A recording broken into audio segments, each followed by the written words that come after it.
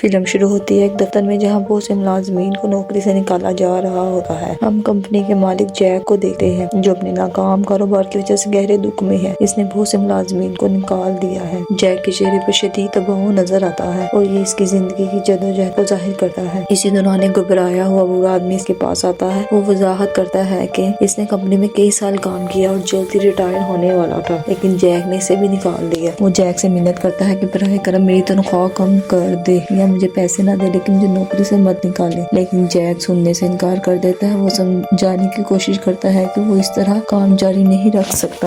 Jack کے انکار پر بوڑھا آدمی غصے میں آ جاتا ہے اور بندوق نکال لیتا ہے۔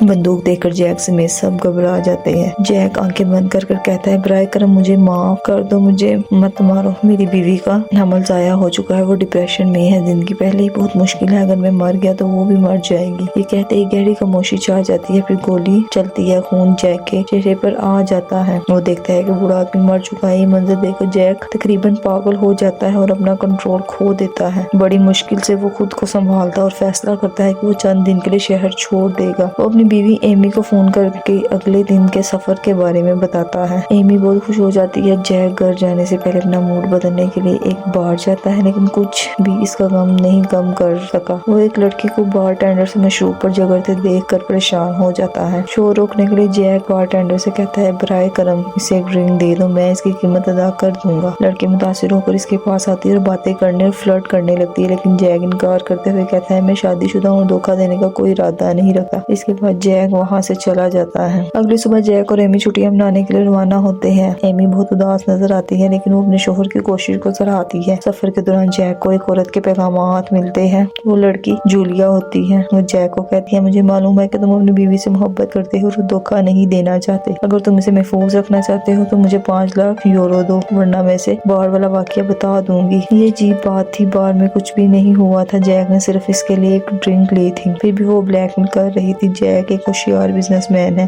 اس لیے وہ جواب دیتا ہے میرا وکیل تم سے بات کرے گا۔ وہ اپنا فون بند کر دیتا ہے اور یہ نہیں دیکھ پاتا کہ جولیا مزید میسیجز بھیج رہی ہے۔ وہ اپنی توجہ ایمی پر رکھتا ہے۔ بعد میں وہ ہوٹل پہنچتے ہیں، وہ رات وہیں گزارتے اور اگلی صبح ہاٹ ایئر بلون کی سواری کے لیے جاتے ہیں۔ آپریٹر بتاتا ہے کہ ایک اور لڑکی بھی اس کے ساتھ شامل ہوگی۔ بات جب وہ آتی ہے تو وہ جولیا ہوتی ہے۔ دوبارہ فوراً اڑان بھر لیتا ہے۔ شروع میں سب کچھ ٹھیک ہوتا ہے، لیکن جب جولیا ایمی سے بات کرتی ہے تو جیک بے چین ہو جاتا ہے۔ یہ عجیب بات ہوتی ہے کہ جولیا کو ایمی کے بارے میں اتنی معلومات ہوتی ہے، حتیٰ کہ اس کے حمل کے بارے میں بھی۔ جیک محتاط ہو جاتا ہے اور جولیا اس کا فائدہ اٹھاتی ہے۔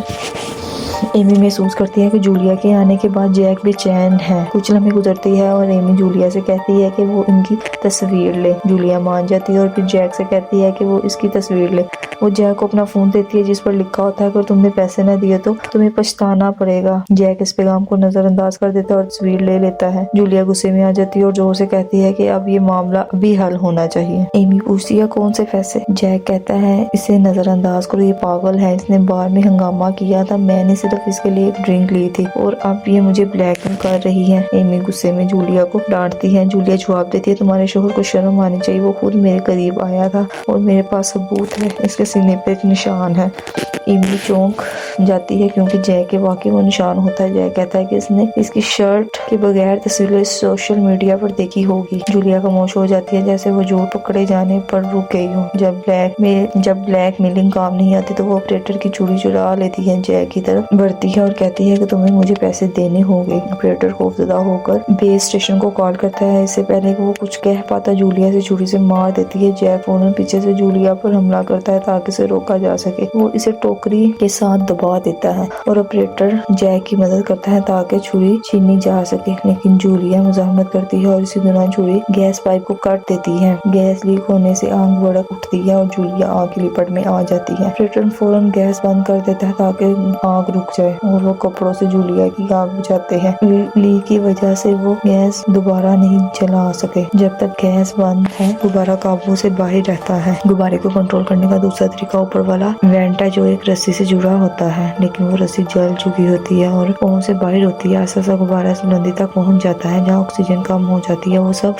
मतली महसूस करते हैं और डरते हैं कि कोई जहाज ऊंचाई पर जिससे टकरा ना जाए। ऑपरेटर अपनी जान खतरे में डालकर रस्सी पकड़ने के लिए ऊपर चढ़ता है। इससे पहले कि वो रस्सी पकड़ सके, जूलिया होश में आ जाती है और ऑपरेटर को नीचे धक्का दे देती है, जिससे वो मर जाता है। इसके बाद वो सब दोबारा बेहोश हो जाते हैं। गुब्बारा मजीद ऊपर उठता है और ऑक्सीजन खतरनाक हद तक कम हो जाती है। जैक बेहोश हो जाता है। एमी घबरा जाती है और जानती है कि इसे गुब्बारा नीचे लाना होगा। अपनी चकराती हालत के बावजूद वो भी ऑपरेटर की तरह ऊपर चढ़ती है। आखिरकार वो रस्सी ढूंढ लेती है, इसे खींचती है और बांध देती है। ऊपर वाला वेंट खुल जाता है और गुब्बारा नीचे आने लगता है। ऑक्सीजन बढ़ने पर जैक को होश आ जाता है। वो सबसे पहले जूलिया के हाथ बांध देता है। जैक महसूस करता है कि इसकी बीवी नाराज है क्योंकि वो जूलिया की बातों पर यकीन कर रही है। जैक कहता है तुम नाइंसाफी कर रही हो, उसने मेरा निशान सोशल मीडिया पर देखा होगा। वो अपनी तस्वीर दिखाता है जिसमें वो निशान नजर आ रहा होता है। ये देखकर एमी दोबारा जैक पर भरोसा करने लगती है। वो इतने मसरूफ होते हैं कि ये नहीं देख पाते कि गुब्बारा पहाड़ों के बहुत करीब आ चुका है। गुब्बारा टकराने वाला होता है। बर्नर काम नहीं कर रहे होते, जिसकी वजह से वो सीमत तब्दील नहीं कर सकते। वजन कम करने के लिए वो सामान नीचे फेंकते हैं ताकि गुब्बारा ऊपर उठे और पहाड़ों से बच सके, लेकिन ज्यादा फायदा नहीं होता। गुब्बारा एक चोटी से टकराकर फट जाता है, लेकिन खुशकिस्मती से पहाड़ों से दूर चला जाता है। वो जूलिया को दर्द से तड़पते देखते हैं। एमी से पानी देती है। दर्द के बावजूद जूलिया इसरार करती है कि जैक को इसे पैसे देने होंगे क्योंकि इसने इसके साथ जुल्म किया है। एमी और जैक से नजरअंदाज करते हैं और गुब्बारे को संभालने की कोशिश करते हैं। जब वो बादलों में जाहिर होते हैं, वहाँ शदीद सर्दी और बहुत कम नजर आता है। इसी मौके से फायदा उठाकर जूलिया अपने हाथ आजाद कर लेते हैं। जैक कुछ नहीं देख पा रहा होता। जूलिया फिर पैसों का मुतालबा करती है। जैक कहता है मैं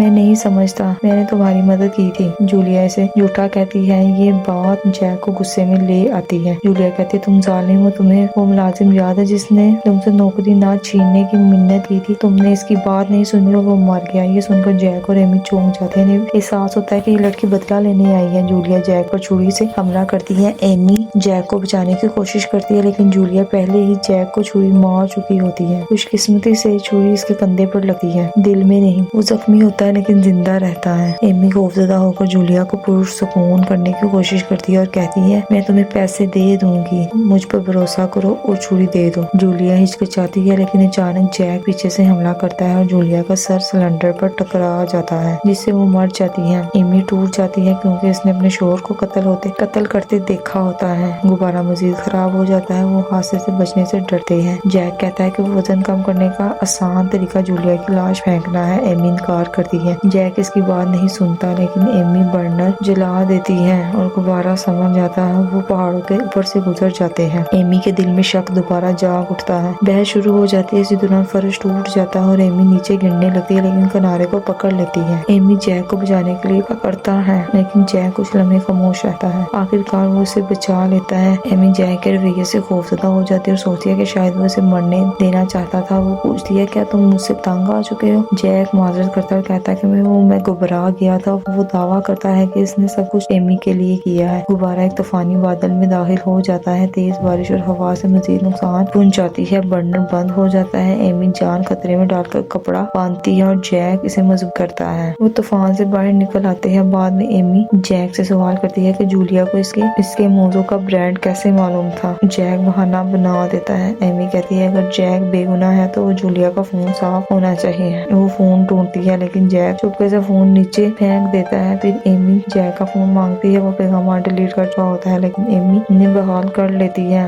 आखिर में एक वीडियो मिलती है जो सच जाहिर कर देती है। पता चलता है कि जैक कसूरवार था। वो इतराफ करता है कि लेकिन फिर एमी की तौहीन करता है। एमी टूट जाती है और कहती है कि वो पुलिस को सब बता देगी। जैक इसे मारने की कोशिश करता है, लेकिन खुद टूटे फर्श से गिर जाता है। जैक मदद के लिए पुकारता है, लेकिन एमी खामोश खड़ी रहती है। जैक रस्सी पकड़ लेता है, मगर एमी जूलिया की लाश इस पे गिरा देती है। जैक और जूलिया नीचे गिर जाते हैं। गुब्बारा टकरा कर जल जाता है और तमाम सबूत खत्म हो जाते हैं। एमी वहाँ से चली जाती है और आजाद होकर अपनी जिंदगी अपने तरीके से जीने के लिए